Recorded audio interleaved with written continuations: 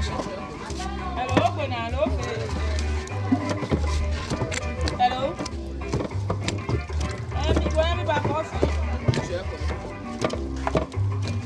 Yeah, I'm sure for Sammy and me there.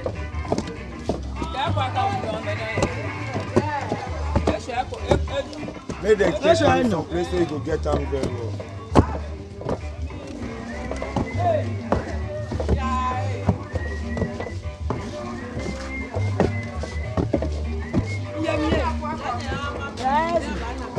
Yeah, minimum. Misa. Robert.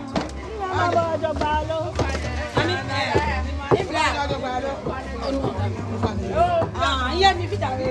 Amete, she. I'm a cat. You are one.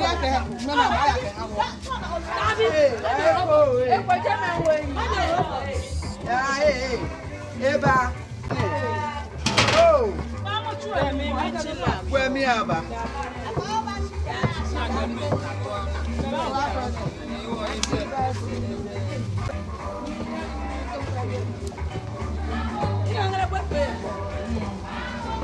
No, na belly. When you got some out.